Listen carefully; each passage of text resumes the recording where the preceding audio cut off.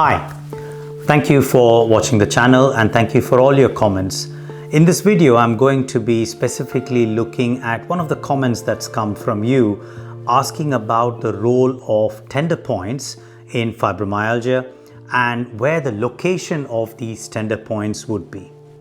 Now, many of you in the medical community would be aware that up until 2016, the way to diagnose fibromyalgia was supposed to be a set of 19 tender points, areas specifically in different parts of the body that if you pressed with your thumbs and if the patient reported pain, then those would be added up, and if patients had 11 or more out of the 19 points tender, then that was all that was required to make a diagnosis of fibromyalgia.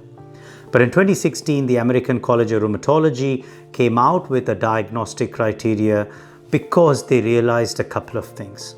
One is that over 20 years of having this kind of tender point way of finding the particular areas that are painful, that wasn't working. Partly because there was no consensus on how hard you had to press in these areas, and different people responded very differently.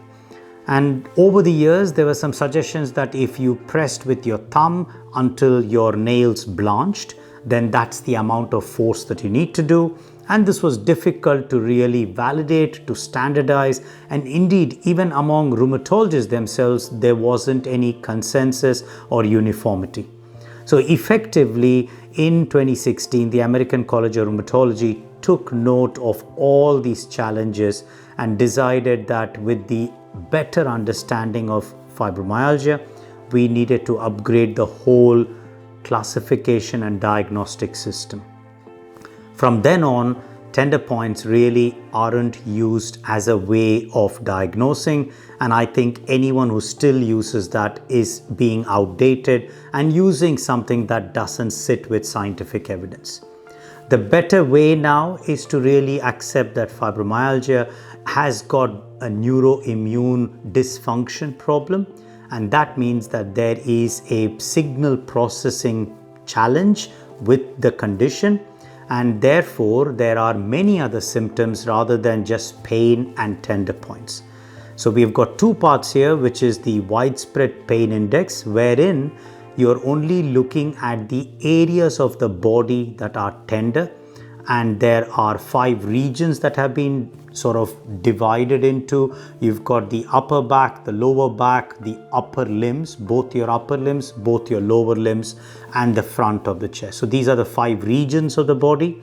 And then within each of these regions, you go through a particular set of an area that's tender. So whether on the right side, you've got the right jaw, or you've got the right upper arm, or the right sort of arm between the elbow and the wrist. And similarly, in the leg as well, you've got the area of the thigh or the calf.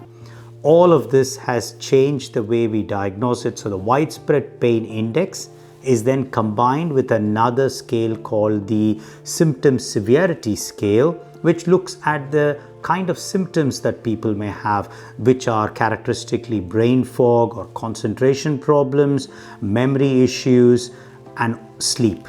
And combining these, you get a scale, and that is what is now used to diagnose fibromyalgia. So the tender point way of classifying and making a diagnosis of fibromyalgia is outdated.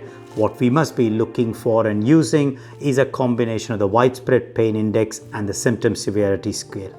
I hope this was useful for you, and I hope it gives you a better understanding of the complexity of a condition like fibromyalgia. Thank you for watching, and I look forward to seeing you in the next video. Thank you for watching the videos. I hope you're getting value from them. Don't forget to subscribe and hit the bell button for notifications on when the next videos are to be released.